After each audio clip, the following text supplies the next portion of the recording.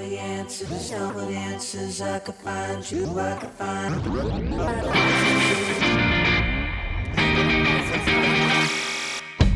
From the Sporting News Studios, this is the Fantasy Football Show with your host, Matt Litevsky. I got all the answers, all the answers. I could find you, I could find all the answers. If you let me get it close and study you. Big week 2. That's how I start every show. Yeah, big week every week. I think I want to change the name to this. I hate changing things midstream, but I want to change it to the Must Win Fantasy Podcast, because that was always back in the day when we used to do the live chats in the morning. We'd get, this is a must win. I'm playing, it's like early in the season it'd be like, because I'm playing my wife or I'm playing my best friend or whatever. And then late in the season it'd be the playoffs and people are like, must win. Like, right. No, I know it's a must win. That's how playoffs work. Winner go home is always must win. That's how the postseason works. Malatuski here. They already know that from the intro. Billy Haynes, Sporting News Fantasy intern over there. No Eric Ferreira, DAZN employee and fantasy football commissioner Eric Ferreira, not here. He is in Las Vegas. And it's been hilarious because his favorite team is the Patriots. Obviously, they've been in the news a lot for a variety of reasons. Always are. And every time something happens, which is all almost exclusively involved Antonio Brown, texted him something, and he's like, I was at the pool. Every time I put my phone down, something happens. I can't leave my phone for 20 minutes. And I come back to 15 texts about Antonio Brown. I was like, yeah, it must be. And winning, 30-3, 33-3, whatever it was, opening night. 30-3, yeah. I mean, yeah, it's tough to be a Patriots fan. But anyway, we'll talk about Antonio Brown a little bit, of course. As we do every week, we get into the most searched players of the week, the ones, a lot of times these are waiver wire guys, injury-related guys, just the guys fantasy owners seem to be most concerned about, worried about, etc. Then we get into our good matchups, bad matchups of week 3. This is not stardom sit-em. Can't stress that enough. It is for entertainment purposes only. But I think, last week we made a point of being like, it's not sleepers and busts. It is kind of sleepers and busts, but it's not stardom sit-em. That's the most important thing. We're just talking here. Whatever you do with the information, that's up to you. You're your own man or woman. You manage your own team. We don't. Yeah, that's all I got to say. Control your own decisions. That's right. And then we get, take some responsibility for yourselves, people. Good Lord. All right. And then we'll get into some random stuff we noticed from the past week, watching games, etc. But we always start by looking back at what we were wrong about the week before. We take responsibility for our actions, for our words, because we're not perfect. We're wrong a lot. That's true. A shocking amount, actually, for people who get paid to talk about football and fantasy football. So last week, we were right on a fair amount of stuff. We'll give us some credit, too. But one of the things we were wrong about, this was a big board bet, Justice Hill overall touches. I said it at 8.5, was very confident about the over, and he got 7. Yeah, it was a very, we were both very confused where your Justice Hill admiration was coming from. He got 7. And the game played out like I thought. It was a blowout. I thought he'd get more touches late. Gus Edwards got one more series than I thought he would. And then at the very last series, RG3 was calling his own number. He was pulling it back on the read option. If you were RG3, I think you would too. He had a kid over the weekend. He hadn't played quarterback in the league for 2 years. Yeah, you got a kid. All the more reason to stay out of harm's way. To be honest, we've spent too much time all season talking about Justice Hill on these last 2 podcasts. Really, just the last one. But anyway. Well, even right now, this is adding to, we're already oversaturated. I still like him long term. But yes, that was disappointing for me. I think the biggest one we were wrong about, it was more you guys. I was sort of defending him way more than you guys were. But at the end of the day, I still think I might have said I'd play Anthony Miller over him. Yeah. Although, to be fair, I forgot about Anthony Miller's injury. So that's more of a case of incompetence than simply being stupid. Yeah, but I mean, last week I would have said Sammy Watkins was incompetent. But nonetheless, so he got a lot of touchdowns. I'm incompetent, not stupid. Big distinction I want to make. But it was Sammy Watkins. Right, it was. You guys hated Sammy Watkins. Still hated Sammy Watkins. And I said, look, guys, everyone's telling me Jalen Ramsey is shadowing Tyreek Hill, and that's just going to funnel targets to Travis Kelce. Why wouldn't it go to Sammy Watkins? It's the Chiefs' offense. I think he'll be okay for the year. I wasn't huge on him last week, to be fair, like I said. But then he goes off. And now, Tyreek Hill, and he went off when Tyreek Hill was still healthy. Yeah, let's be honest. Yeah. But now Tyreek Hill's out 4 to 6 weeks. Sammy Watkins, number 1 wide receiver, Sammy Watkins. Is that a blessing or a curse? I mean, I think it's got to be a blessing in the sense that, like, More attention, though. I think by sheer volume, he like outdoes like maybe the drop in efficiency he'll get by having a better cornerback on him or more defensive attention on him. Like, he should just get thrown to enough by Patrick Mahomes. Right. But this is Sammy Watkins. When you expect it, he doesn't. Like, when you don't, he does. I'm not like throwing him into the top 10 of our wide receiver rankings anytime soon. Well, I did this week because he's facing the Raiders. Congratulations. I wouldn't have done that. You don't think he should? I mean, so you don't think he should be in he should be in everybody's starting lineup. Should he be ahead of Adam Thielen this week? This week only? Yeah, the Vikings worry me after how little they threw last week. Should he be ahead of any of the Rams this week? Great matchup. I would probably be tempted to put one Ram ahead of him. I don't know. Which one? So you're guessing. So that's why, to me, he's not ahead of the Rams. Okay. All right, fair enough. We'll talk more. But also Mecole Hardman. Got to bring him up. He was drafted as the quote-unquote Tyreek Hill replacement when they thought Tyreek Hill was going to be suspended. And then Tyreek Hill's fine, starting, and it's like, oh, I guess we got this super fast guy from Georgia. What the hell is he going to do now? Right. And but now Tyreek Hill's out 4 to 6 weeks, shoulder injury. Mecole Hardman didn't do anything last week, but he was on the field a lot. Yeah. I mean, he had the snap count. What was it? Yeah, once Hill left, he played 53 of 59, yeah. Once Hill was out. So even though, obviously Travis Kelce, we'll call him the 1. We'll call Watkins the 2. Might call Damian Williams the 3. Right. I don't know. But I would say Hardman more so than Demarcus Robinson, more so than anyone else is the guy. And I think this week against the Raiders, real interesting sleeper. Yeah. It's not bye weeks. I don't think you're starting him, but you're watching him. Yeah, and he's definitely the kind of guy that we think is a big play guy, to where if you're sort of in a spot where maybe you had Hill and like you need to fill your flex spot, all it takes, we think, for a guy like what we think Hardman is to have the hit once. Yeah. All he needs is to get behind once and Mahomes to hit him and get a 40-yard touchdown, and it was worth playing him. Worth a pickup. I wouldn't have used a waiver claim on him, but I think he was worth a free agent pickup. Yeah, definitely. But we'll see what happens. The other one we were wrong about. We were all about the 49ers offense. To be fair, everyone was wrong about that game. It had the highest over-under, and it wound up being a defensive slugfest because the quarterbacks were so inept. Almost half the points were defensive. But weird things. We kind of said this was going to be weird. The 49ers are weird. Dante Pettis gets 2 snaps. The running backs were, Matt Breida's atop the depth chart. But, of course, Tevin Coleman got the start, was dominating early carries. Then he gets hurt, high ankle sprain. Our old buddy Mozart was in there, composing his symphonies on the field. And now he's involved. Now people are going, oh, and no one did well. That's the other big thing. Right. No one did well. George Kittle had 5 touchdowns called back. But no one did well other than that.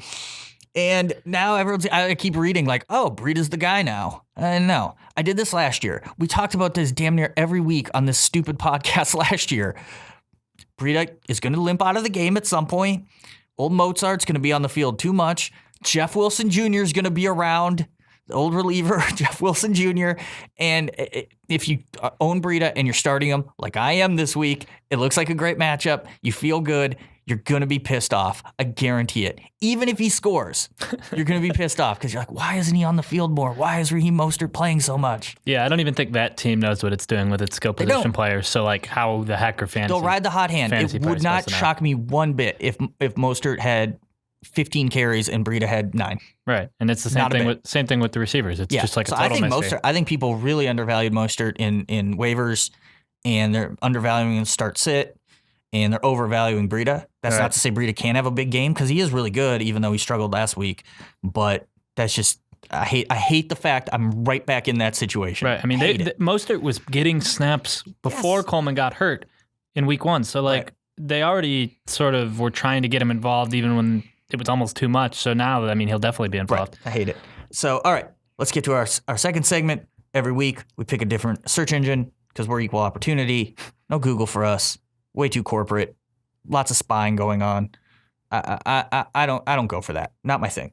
So I want a little more privacy. Last week, of course, we had DuckDuckGo. This week, we're going across the pond. This is European only, so you got to travel to Europe to use this search engine, but I highly recommend it. Totally worth it, yeah. Quant. We're going to quantum this week. We're going to hit up Quant, and we're going to find the most search players of the week. Use their analytics. Number 1's Antonio Brown, obviously. The situation here, far more serious, obviously, than fantasy football. We don't want to trivialize it or make light of it, but we're talking fantasy football. It's a fantasy football podcast. If you clicked on this, that's what you're most interested in, let's be honest. So the bottom line is right now, we don't know what's going to happen. Doesn't feel like he's going to play week 2. I mean, he's on the practice field. Yeah. But it doesn't feel like he's going to play week 2, which, he probably would have had a good game given the matchup. But so be it. That just gives Josh Gordon more value. I think kind of makes him an every week start until we see otherwise. Right. Or at least pretty close. Yeah. I know you don't like him this week, and we'll get into that. But and I think Phillip Dorsett's the most interesting one that benefits from this because he played more snaps than Gordon last week. Obviously had the 2 big touchdowns, and he's kind of an all-or-nothing guy. You better get his early this week because the blowout, I don't think the Pats will throw a ton in the second half. But as far as Brown, I think you hold him until we get sort of official word. Yeah, there needs to obviously be more just clarity on what's next there before you can just because he can be suspended. The NFL can just suspend him, right? There doesn't need to be any sort of verdict. This is a civil case. It's not a criminal case, so that alone sort of makes things a little different too. But there doesn't need to be any sort of guilty or responsible or anything like that for the NFL to be able to suspend him. The Patriots can suspend him. Yeah. They want. But so I would just hold him for now. Like, if you own Antonio Brown at this point, you hate him. Maybe you just dropped him out of sheer disgust. Just you're sick of it. You don't want to deal with it. That's where that's at. Moving on to somehow the better person, Joe Mixon, who's also being searched a lot. He's got the injury, the ankle sprain, I think, right? Ankle sprain? Ankle, yep. But it's low. It's not high. That's which correct. is key. Right. Unlike Tevin Coleman. So we don't know. His status is up in the air. If he's going to play this week or not. Obviously, if he's out, Giovanni Bernard, I think, becomes a must start, quite frankly. Maybe in the flex, not an RB2. But if Joe Mixon, I guess this is the big question. If Joe Mixon plays, if he's active, are you starting him? Joe Mixon for sure. For sure. You're just like, even if you're like, oh, but he might not get as many touches, you're like, so yeah, what? I mean, it seems like, and sometimes this backfires, but like my thinking is always that if a team is like going to have a guy active and put him on the field for some snaps, they're not just going to limit him a ton. Now, we've seen that not happen in the past, but like normally he should get close to his full allotment of snaps if he's active. So, like, why rush him back for a week 2 game if he's not quite ready? Right. So, I will say this. I still think Bernard can have value as a pass catcher. I think that defense, I don't think it's very good. We'll talk about them a little bit more, even though they had a good week 1. But they still got run on by Ronald Jones, who we all know Ronald Jones. We know Ronald Jones. And I think Bernard does play a little bit more. And I think he can still have value in PPR leagues and was worth a waiver claim this week. But it's a weird situation for sure. Okay, let's go to the Rams. This is a big one. People were fantasy owners. I think there's been a wild overreaction on Todd Gurley. Agreed. Negative. He, to me, and we had that game on, we were watching a lot of that game, he looked fine to me. Like running the ball, he looked totally healthy, yeah. Yeah, I thought he looked good. Right, he looked like Todd Gurley. It was weird. He was sitting as much as he was in some stretches. But the Malcolm Brown, the touchdowns, Brown was in on those entire drives. Right. Now, one of them started at the 10 after a turnover. That kind of seems like a spot where Gurley could have / should have come in. Yeah. But he didn't. And more concerning to me was the Darryl Henderson, who only played 2 snaps, but one of them was on the 5-yard line on a drive where Gurley had been in. But as we talked about before, Gurley had 4 straight carries that drive. Right. I think 2 of them went for 10-plus yards. Yeah, 15 and 17 were in there. So he gets taken out. Right. They do a pass play. He's still out. I can't remember if they did hurry up, which can affect those types of things too. Yeah, I don't remember. They give it to Henderson. He gets stuffed, and then they throw. I think that was the Higbee touchdown. So it's not as if for sure he's not the goal line back. Yeah, I saw people sort of implying. I wouldn't be worried about that at all. No. I mean, even if you just if you were looking at the 3 running backs in a line and we're trying to pick out who would be the goal line back instead of Gurley, it would probably be Darryl Henderson, just like appearance and run style wise. So I think the Brown thing really was just they gave him a couple drives. They are trying to keep Gurley fresh. For sure. He's never going to play 95% of the snaps. That's just it. The snaps will be reduced from last year, but he got 15 touches. Right. Pretty good. Had over 100 total yards. we predicted he would go down a little bit in PPR leagues. He did, even though he was still out there on a lot of passing downs. Right, that just might have been coincidence. Yeah. But it's going to be definitely something to watch. I don't think the Rams even totally know what they're doing. But you look at what they got this week. They got a New Orleans defense that was really good against running backs last year. Looked terrible. I mean, Carlos Hyde was lighting them up. Both had all kinds of room to run. So it's just going to be an interesting game. I'm not really worried about him. I would love if the Gurley owner in our league, which is you, was like, I'm trying to sell. I'm going to hold on to Todd Gurley. I would love it. I would try to buy him right now. Right. I totally would. I get why there are worries and why other people might not feel that way, because there is long-term worries. And week 8, week 9, all of a sudden it could be like, oh crap, that arthritis is acting. It's humid out. The arthritis is acting up. I don't know exactly what's going to happen with him. But the bottom line is too, Malcolm Brown to me is not a guy, certainly not in bye weeks, you can just play in your lineup. Not if things proceed like this. Like if Todd Gurley plays 2/3 of the snaps, which is what he did, I mean, right. Anybody else can have a tough time. Right. I think when bye weeks hit, things can certainly get more interesting with a guy like that, because he does have touchdown potential, as we've seen. Right, especially when you're in that offense. Yeah. I mean, even if we hadn't seen him score, you just figure once in a while you get a touchdown playing on that team. That's the way I look at it. But a lot of context there, and that context matters for what happened in that game. All right. 2 rookie receivers, huge games. This was a big rookie receiver week. I feel like rookie receiver week 1 always is. This more so than normal, though. So we got 2 written down. We got Marquise, Hollywood Brown. We got Terry McLaurin. We can throw DK Metcalf in there. We can throw A.J. Brown in there. We can throw... There was second-year guy DJ Chark. Well, I mean, it was Chark week. It was Chark week. That was the big thing, so we can throw him in, too. But there's another rookie, I think, that I'm forgetting right now. But your buddy... my buddy? Oh, wait, no, Trey Quinn's a second-year guy, too. That's right, Trey Quinn. That late...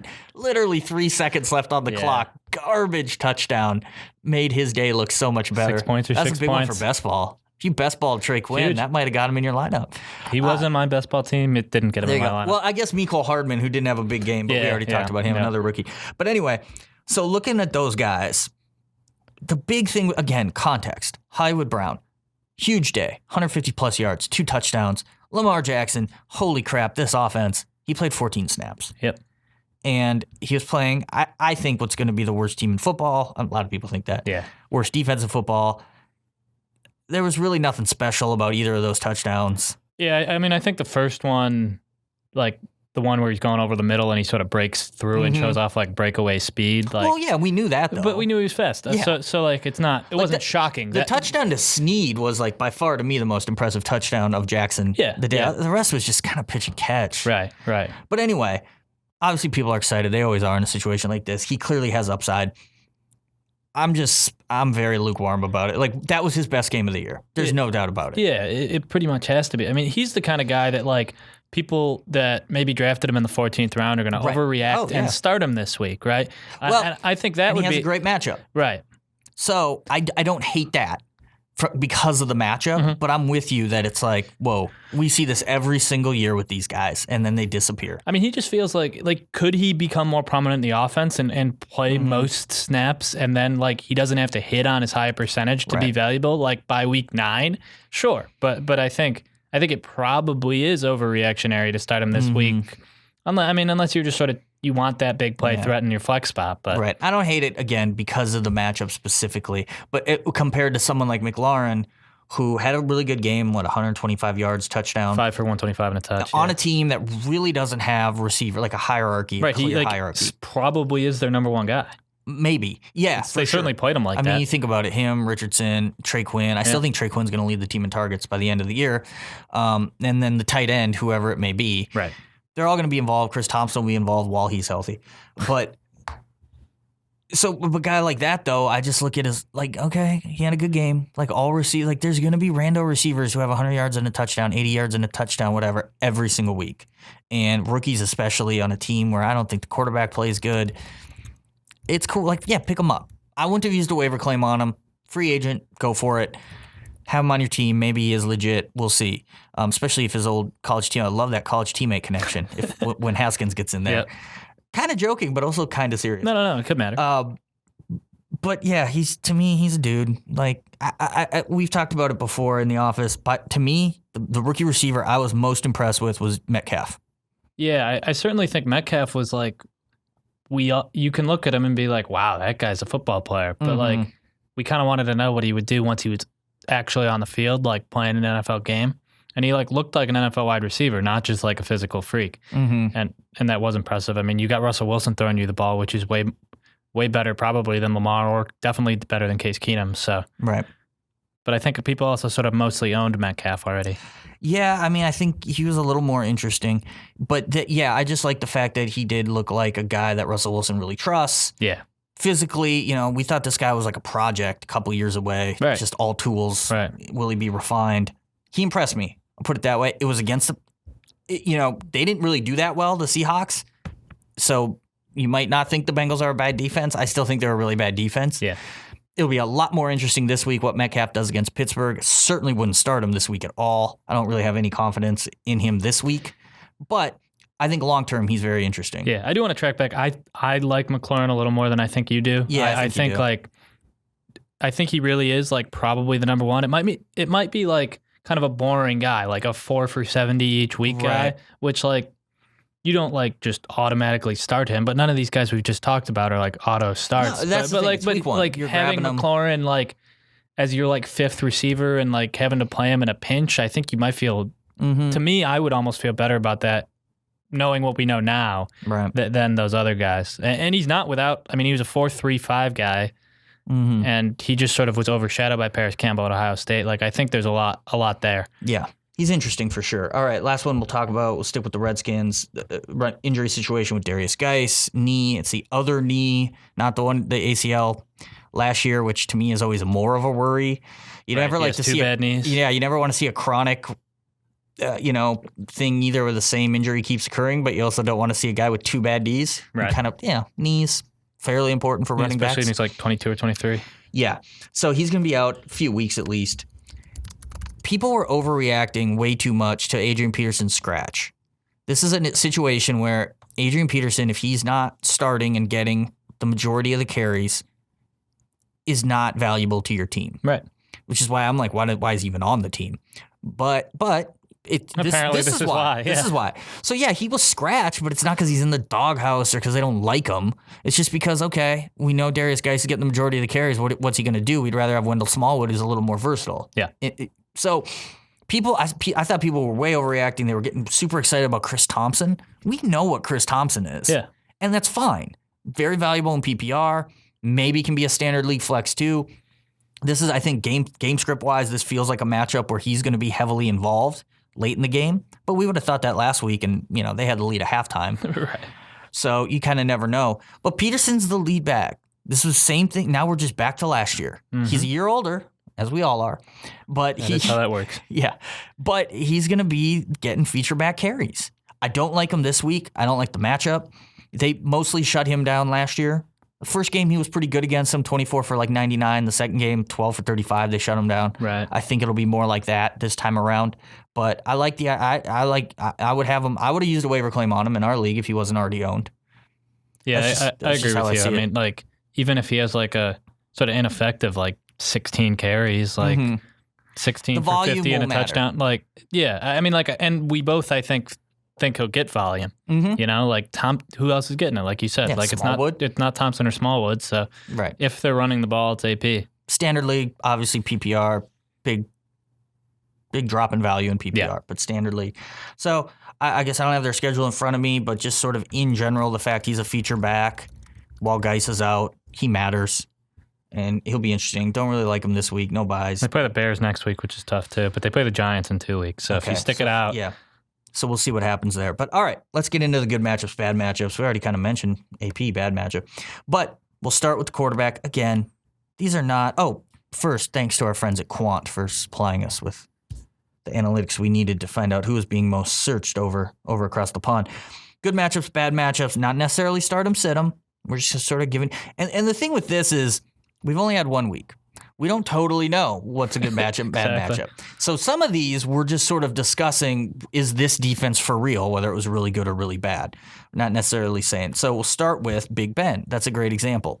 Good versus Seattle. Versus Seattle has not been considered a good matchup for quarterbacks in a really long time. Andy Dalton lit him up for over 400 yards. So I guess the first question, is this a good matchup?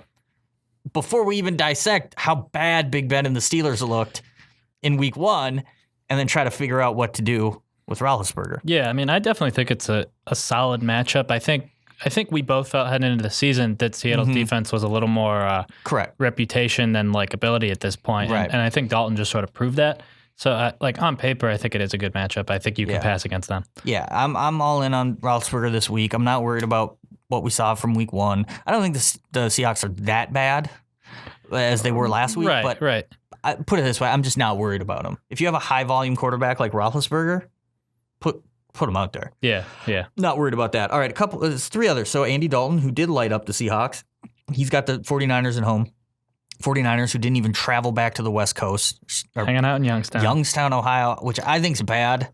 I don't know. I don't like the idea that you didn't go home. You've been on the road for a full week. I don't know. Should do some research on that, I guess. You never know. Might be more focused. Derek Carr, good one. Yeah, nothing else to do in Youngstown. Sorry. Exactly. At home against Kansas City. Jared Goff, who really struggled last week and disappointed. He's at home against the Saints. These are quote-unquote good matchups. And of those guys, Goff had really I generally don't care about home road splits in football. Like they feel super random to me. Yeah. It's not like baseball. Right. Where it's like there's different dimensions and parks and et cetera. But the Goff thing was crazy. 22-3 touchdown to INT ratio last year at home, 10-9 on the road. That is pretty crazy. I didn't know that. That's wild. And also, but his best game on the road last year in New Orleans, 391 yards, 3 touchdowns. Obviously, he wasn't quite as good in the playoffs against them, but still 297 and a touchdown. Not bad. So what we saw last week from him, as disappointing as it was, doesn't deter me at all. Oh, not at all. And not even thinking twice. Deshaun Watson made passing against New Orleans look really easy. Even though he was under constant pressure. Right, he's getting hit and hit and hit. I mean, he had a couple passes where he's like half on the ground and he completed them. But, okay, let me throw this one out, just popped in my head, because I think this is feasible. You have Jared Goff and Lamar Jackson. That's feasible. That could have been your drafted quarterback combo. Which one are you playing this week? Wow.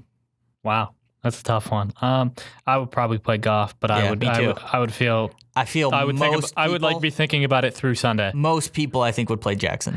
Yeah, I think so. But that's interesting. But I'm just, it's the NFL. Things change in a hurry. Right. I mean, that New Orleans Rams game just has to be a shootout.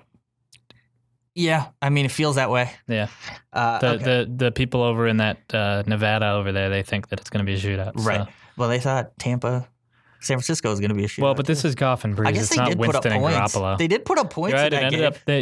They hit the under, but they essentially 21 by the defenses. But so let's talk about San Francisco. They were great last week, defense-wise, at least against the pass. Yeah. How much of that was Jameis Winston just being a complete train wreck? How much of that is, San Francisco has really improved its pass defense? They got pass rushers now, D Ford, Nick Bosa.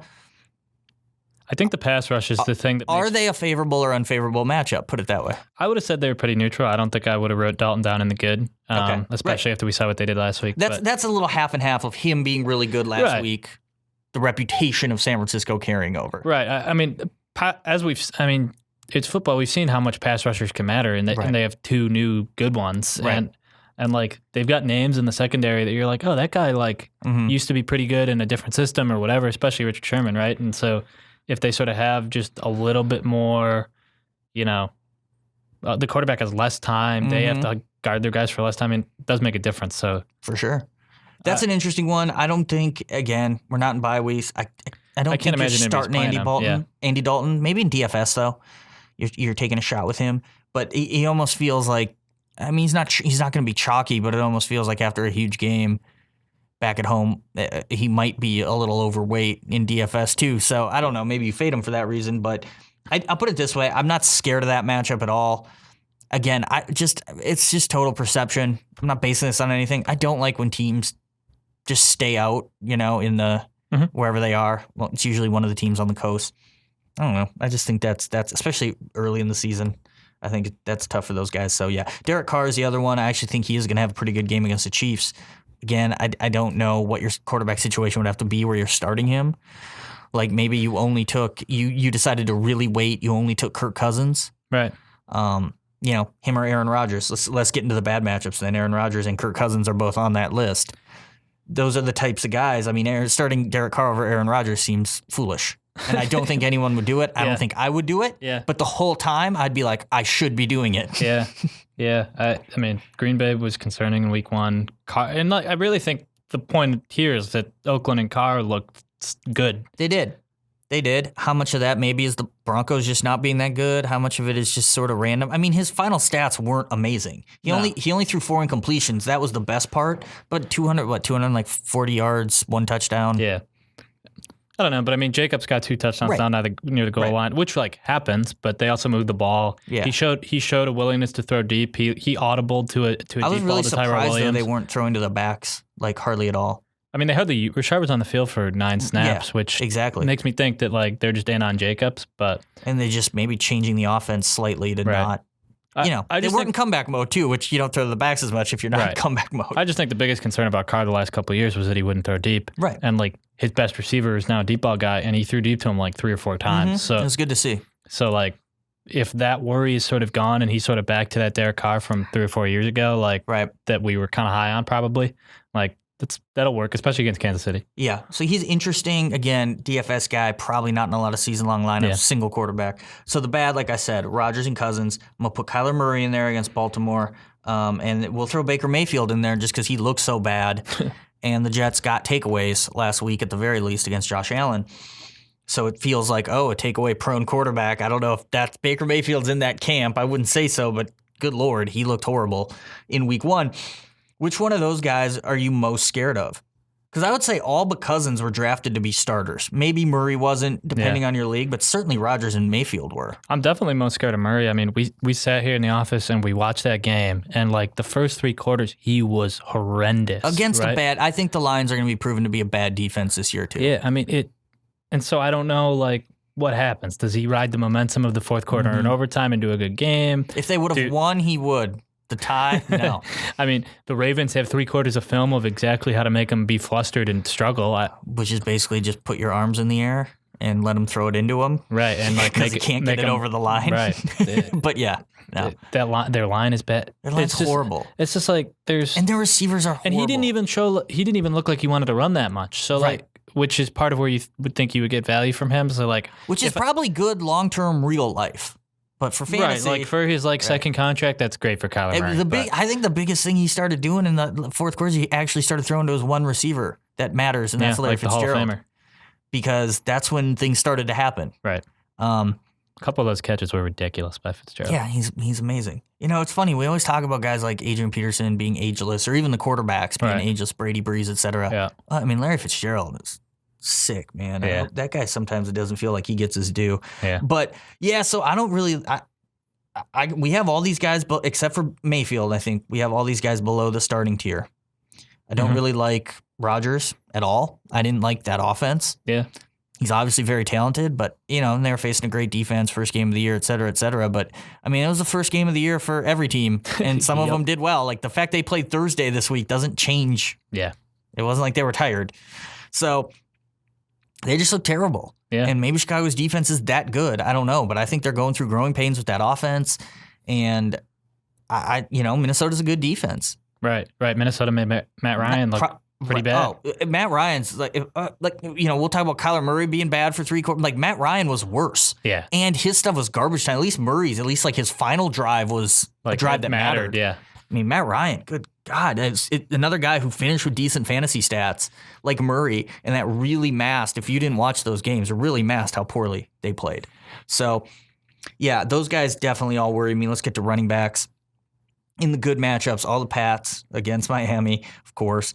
The Eagles guys against Atlanta, I think it's going to be a pretty good – I mean, those guys were just getting blown off the ball by the Vikings, and Dalvin Cook was running all over them. Atlanta, that is. They faced the Eagles.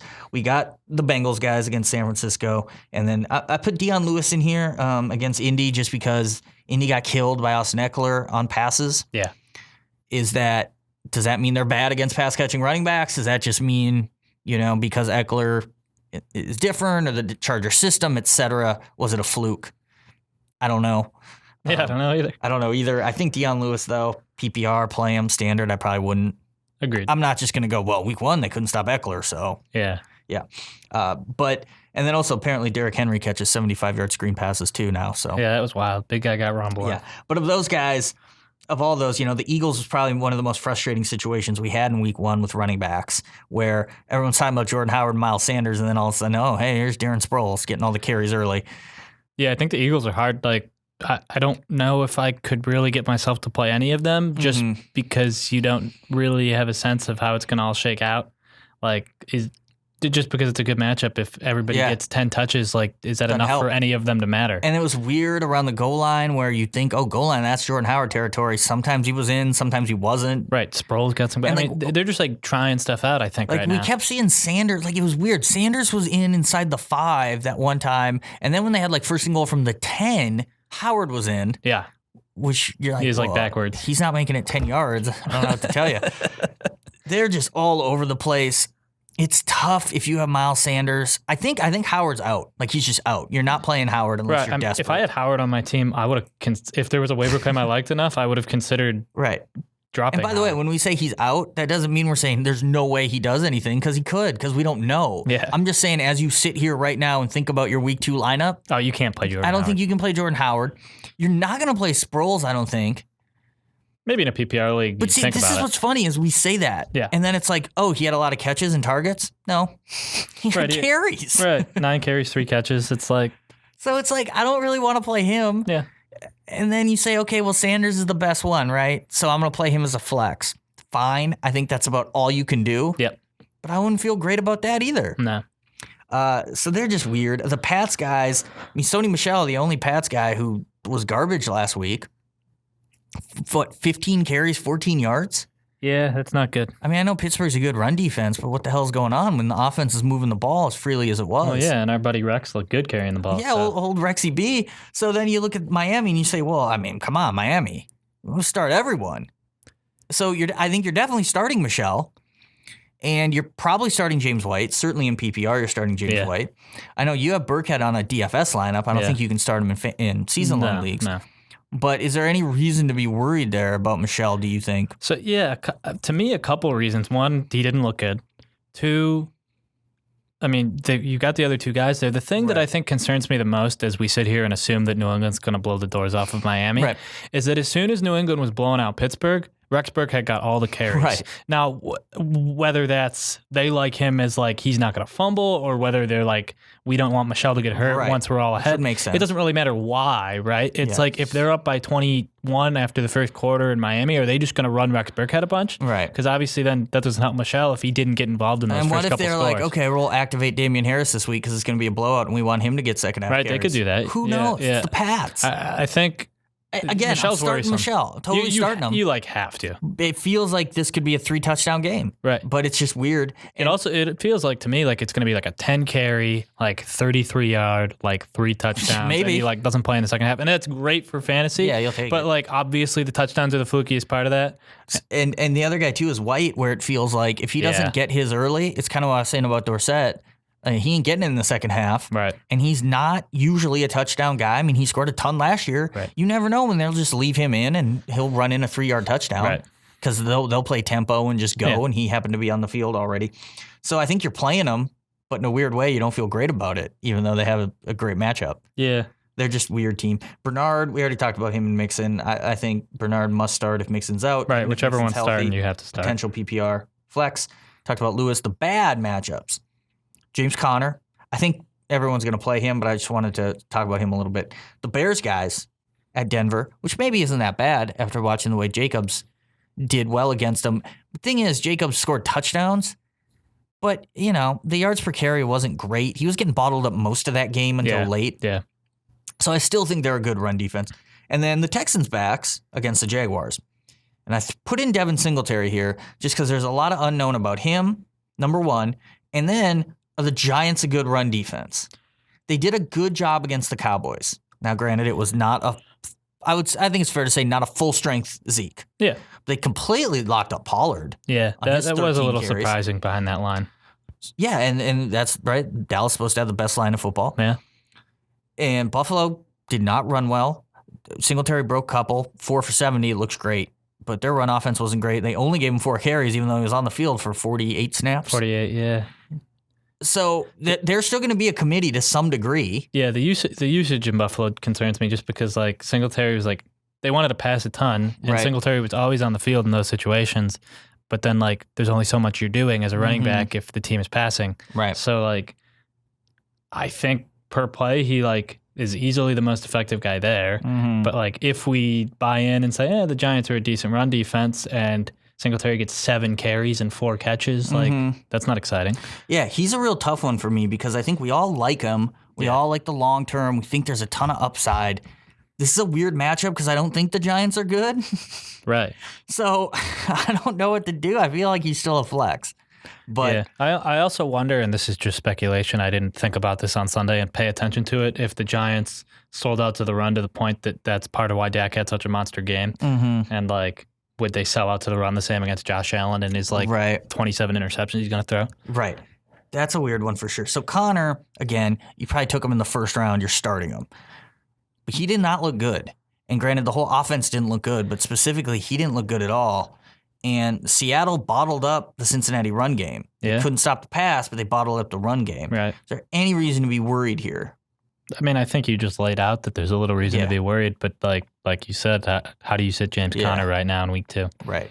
Can't be done. It's one of those things where, again, you might be kicking yourself. You might be like, I want to sit him, though. I don't have a good feeling. But it's like, dude, he's your first-round pick. It's definitely one worth paying attention to, though. Obviously, he came on the scene a little bit out of nowhere last year. And, like, if there's a trend all of a sudden that he's not maybe what he was last year, like a couple weeks, he could be a guy you start shopping or whatever. But right now, you're starting him. Yeah. All right, Bears backs. One of the most, I think, we talked about the Eagles. I think the Bears you can throw right in there with them. Very confounding. David Montgomery looked good when he had the ball in his hands and then just didn't play in the second half. Yeah, that was so weird. I thought Mike Davis actually looked fine too. Yeah, he normally does. And then obviously Tariq Cohen. I mean, he was playing slot receiver half the time. Right. So it's just going into this game. Again, I think Denver is a pretty good run defense. Like right now, if you just look at fantasy points allowed, I'm sure it's green. Great matchup because they gave up 2 touchdowns and, over 100 total yards to Raiders backs, or to Jacob specifically. But I don't think it's a great matchup. I think you have a legitimate 3-headed attack. And I think the only one who starts is Tariq Cohen in PPR. Yeah, I think that's right. But I do think a lot of people will play Montgomery as a flex. I think so. I mean, it is just tricky because you can look at it and you say, man, he looked good. Like, I hope that, like, if they play him more, like, I want him in my lineup.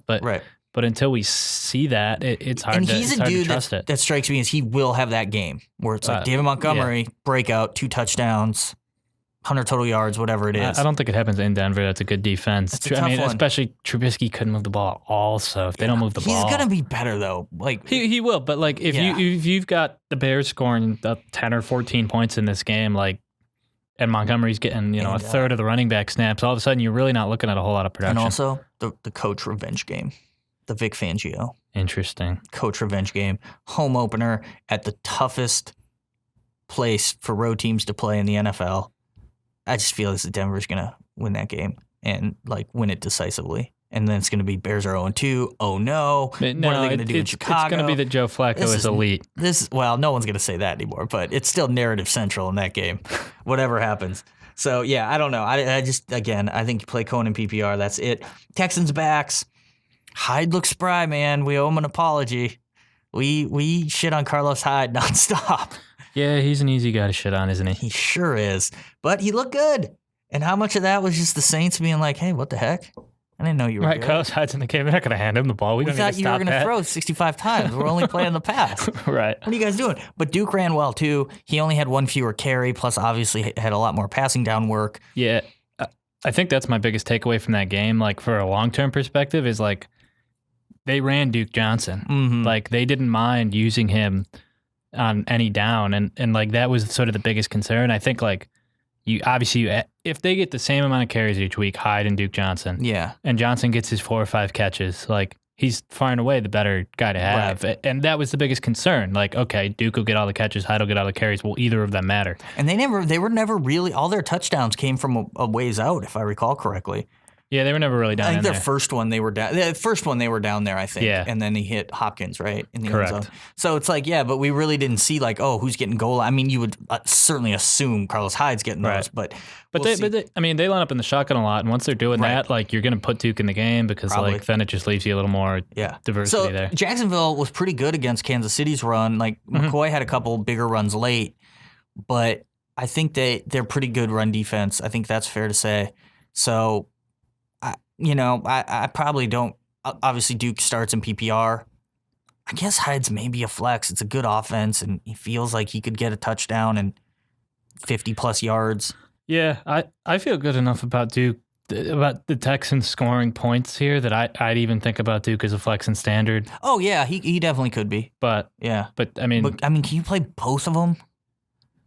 I think Hyde's tough to play still. I think I want to see more, at least more volume of touches because like 10 carries. 10 carries? 10 carries of any level of Carlos Hyde doesn't seem like enough. It's not exciting. Not in a game like this. Especially against Jacksonville. Yeah, that's fair. All right, wide receiver.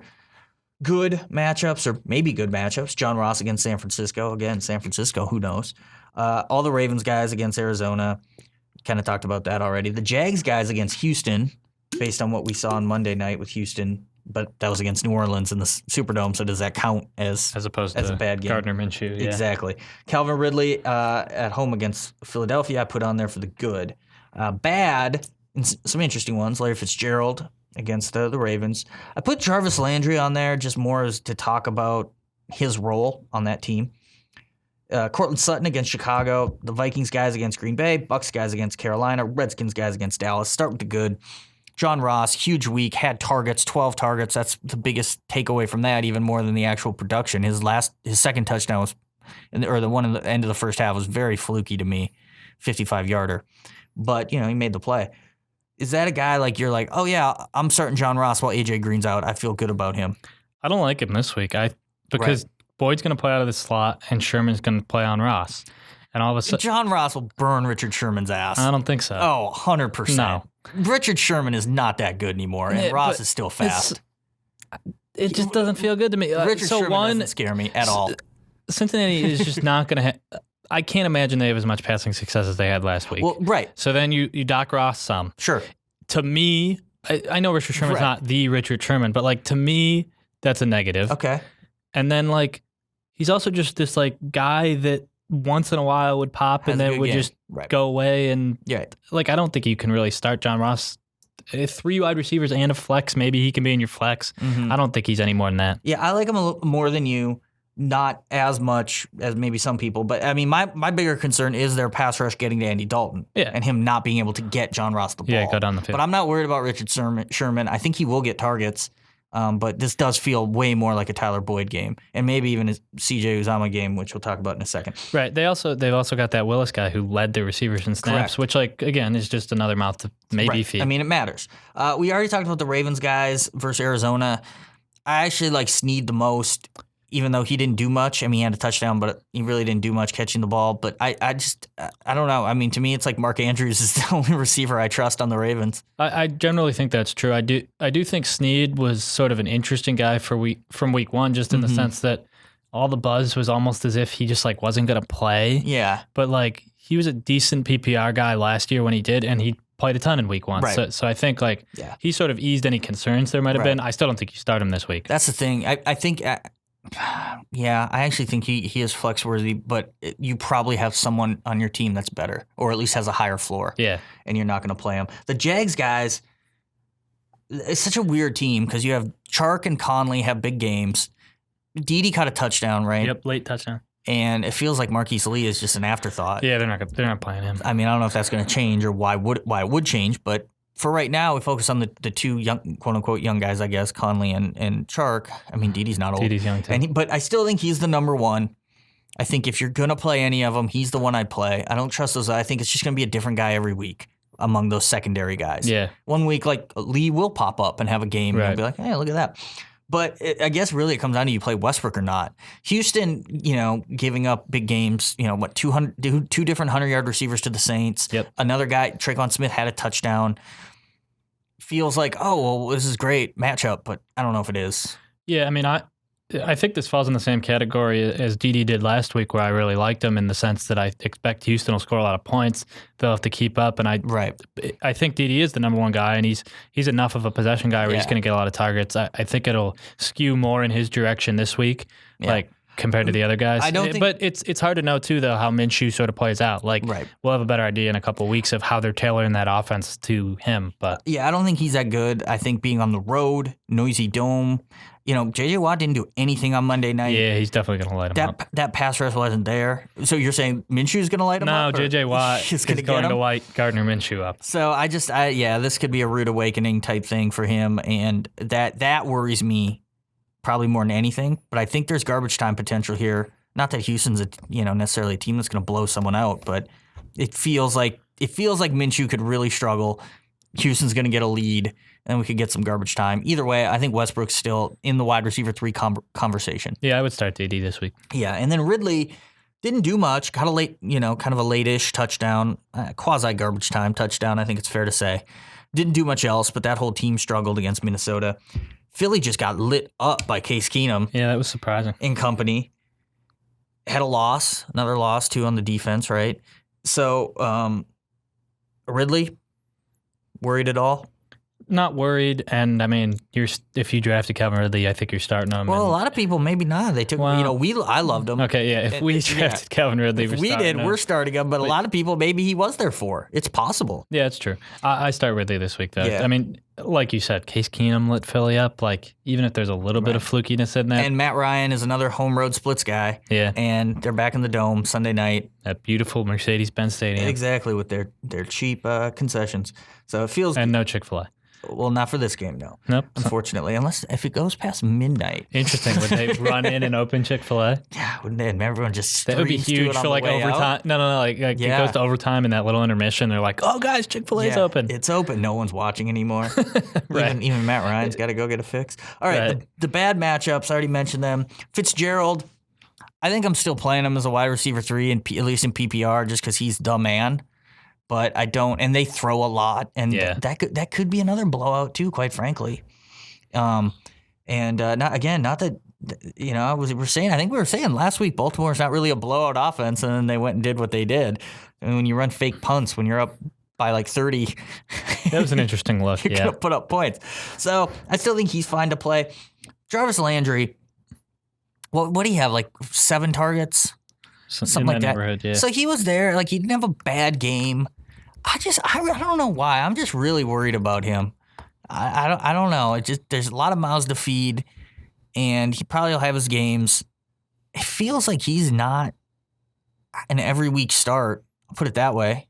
Yeah, I think that's fair. I think in standard leagues, like he was already on the verge of that heading into the year. I mean, he felt like more of a PPR guy, but obviously the volume's down with OBJ there. Mm-hmm. It's like I have seen some people speculating, and I don't know if there's any sort of depth to this, that they'll try to do some short rhythm stuff to get Baker going, which would be Landry in part, so. but he's not exciting. Yeah, I still think you start him this week as like a wide receiver 3, but I don't know. That's a weird one. It doesn't feel like the chances of him scoring a touchdown are that high. If he did have that game though, if he had a good game this week, it's tough to trade a guy right after he has a good game, because then you think, okay, see, he's gonna have now they're back in rhythm. But I don't know, he might be a sell high candidate if he has a good game this week. Yep. Courtland Sutton did have a good game on Monday night against the Raiders. Now he faces Chicago. Obviously shut down everything Green Bay threw at him Thursday.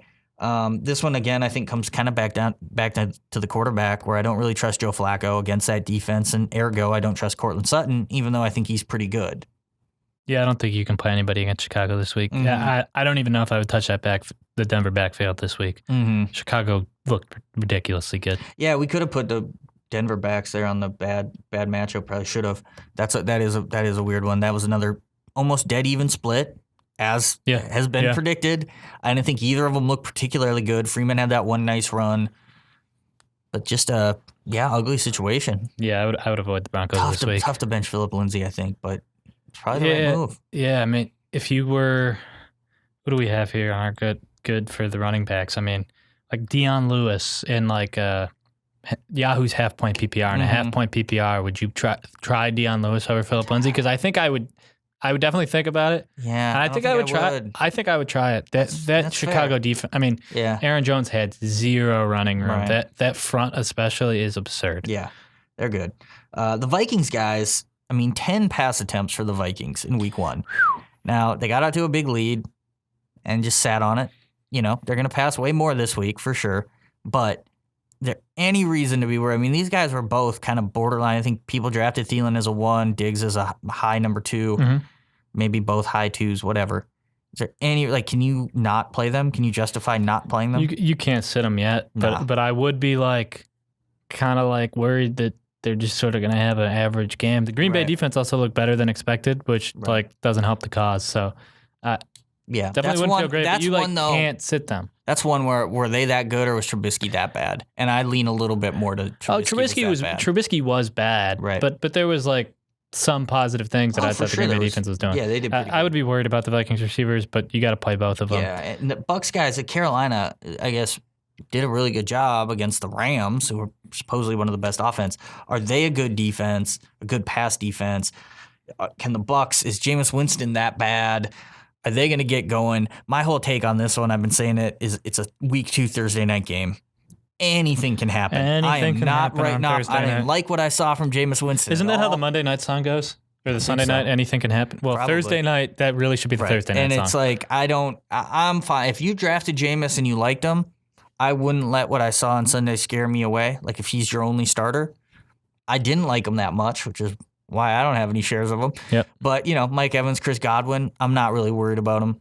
And they might very well suck again, but... you got to play both of those guys. I really don't think Carolina is special pass defensively.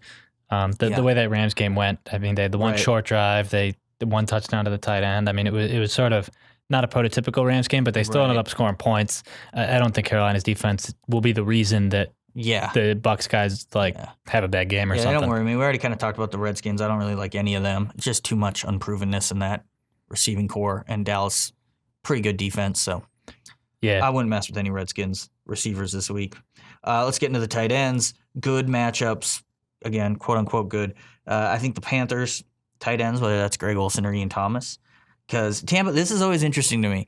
Tampa allowed 2 tight end touchdowns, right, to George Kittle, but they were both called back.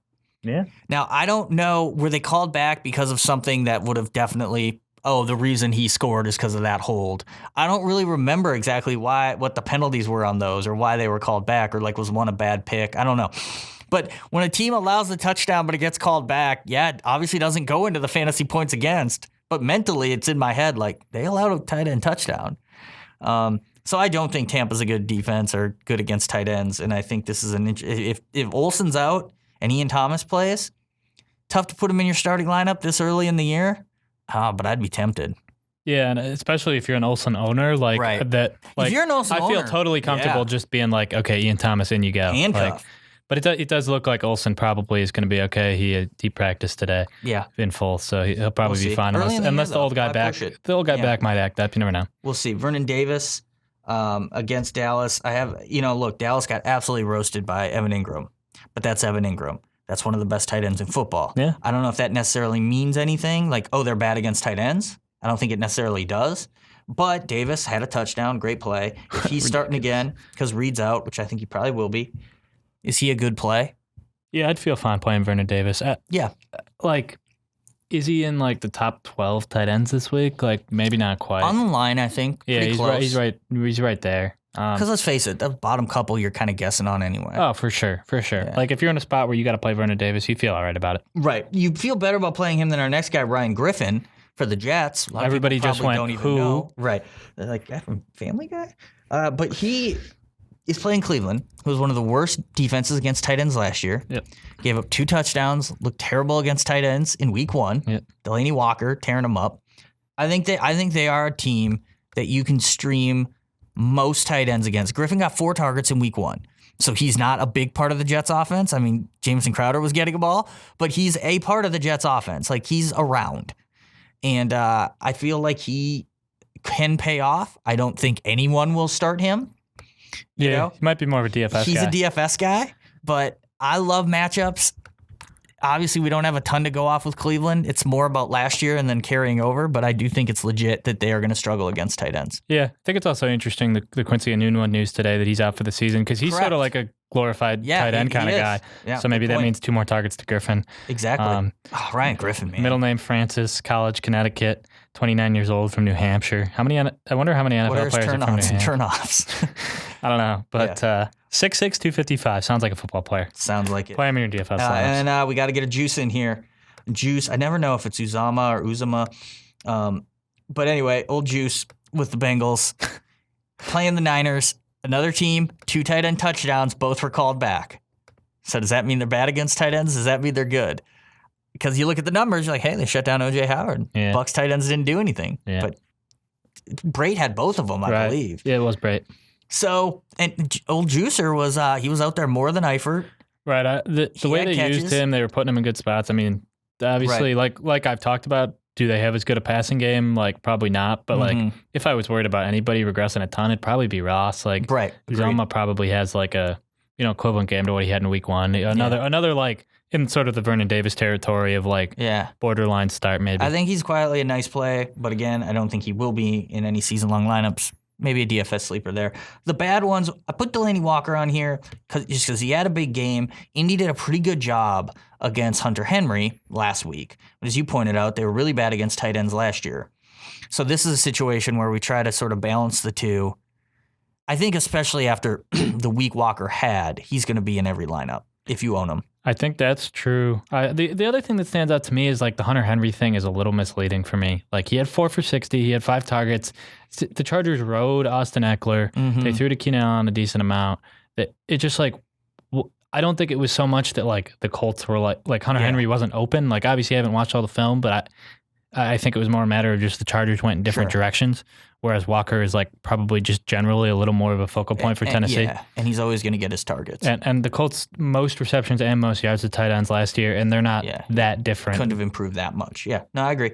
And then Jared Cook against the Rams, 3 targets? It wasn't many. It was 2. I think 2 catches, right? 2 catches on 3 targets. Yeah. Yep. So a legitimate worry about how he's going to be used this year. Yeah, I'm worried about him like broadly. And then the Rams, they weren't great against tight ends last year. So had a good week 1, obviously, against them. But I don't know. Yeah, I don't think he's a must start. But we're in that situation where if you drafted Jared Cook, you might not have another tight end on your roster. So what do we think? And whoever you do have, if you did take a backup, probably ain't that good. So what do we think about Vernon Davis versus Jared Cook this week? That's a great one. I think I would start Vernon Davis. I mean, Cook was only on the field for like 60% of their snaps. It's like a good defense.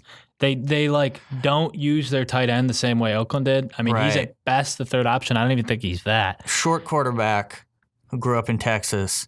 Which one would you rather have throwing to your tight end, Drew Brees or Colt McCoy? Oh, wait, it's Case Keenum. He's a short quarterback who grew up in Texas, too. Yeah, I had a quick little confused my 2 Washington, Texas boys there. Yeah. At least growing up there. Case Keenum or Drew Brees. I'm going to spin this question back around on you. Would you rather have Case Keenum thrown to your tight end 8 times or Drew Brees thrown to your tight end 4 times? Right. Might be Drew Brees 4 times. All right. Well, I disagree. Yeah. I would play David. That's fair. If I had Cook, I mean, like. I think I'd give Cook one more spin.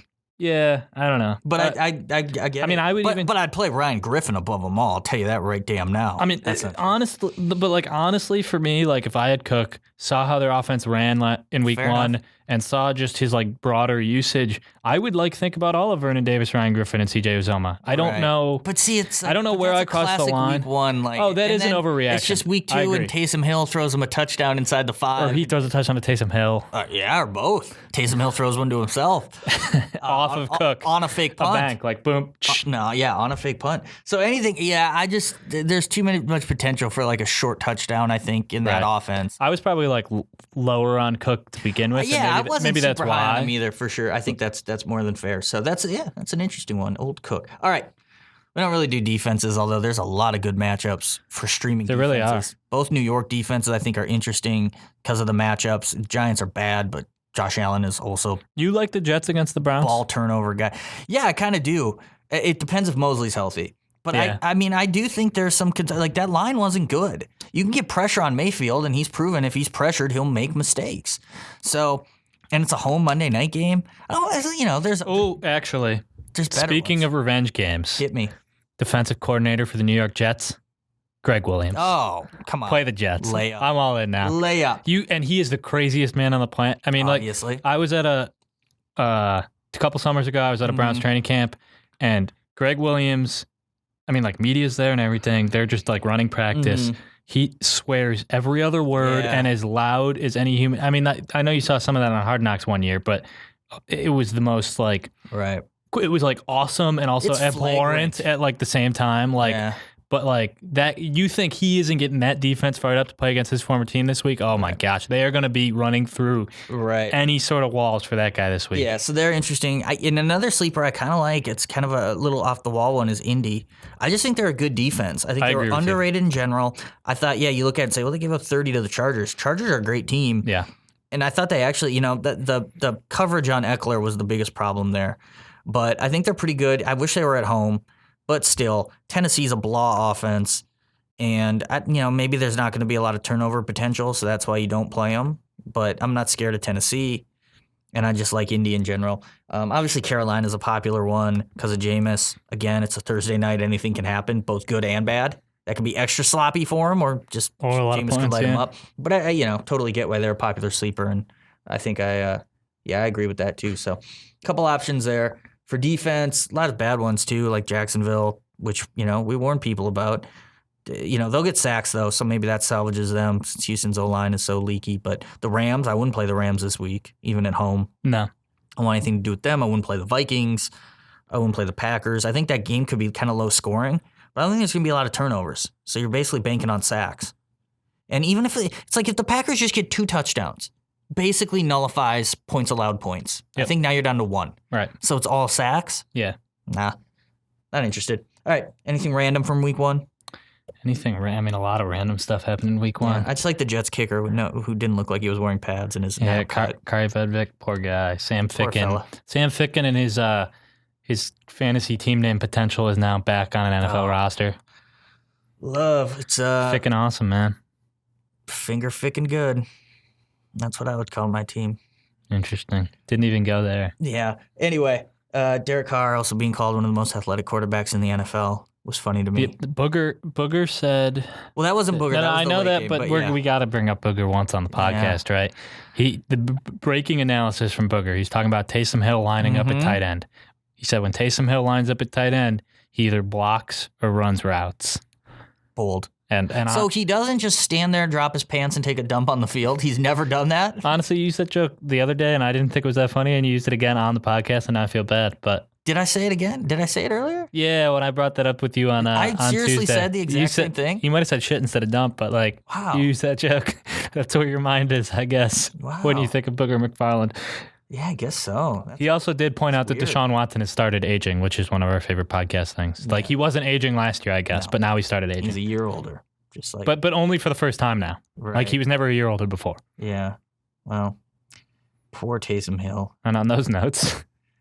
Yeah, that about wraps it up. That's everything people need to know to get ready for week 2 of the NFL season. It's probably more than they need to know. Yeah, maybe. But we got it all covered. If they need to know anything more, go to sportingnews.com/fantasy where you will find everything. Rankings, sleepers, busts, starts it, lots of DFS stuff. You can win some money. We got pick'em picks if you're in pick'em pools. We got advice for survivor pools, how to maximize value out of your picks. We get that from Team Rankings. Those guys are crazy with the numbers they crunch and how far ahead they look to get your pool straight. So yeah, sportingnews.com/fantasy. We'll be back, of course, next week doing this again. Eric will be back with us. That'll be exciting. We'll get some good stories there, I'm sure. Again, thanks to our friends at Quant. Great search engine. Great search engine if you're over in Europe. Make sure to use Quant and get all your web searching needs satisfied. So, also, just shout out to the people in Europe that play fantasy football because that's tough, man. God bless them. 1 o'clock kickoffs are like after dinner, and then you're just, whew. God bless You're them. staying up late if you're committed. They're the real heroes. So, for Billy Hayne, I'm Matt Letuski. Thanks for listening, and until next time.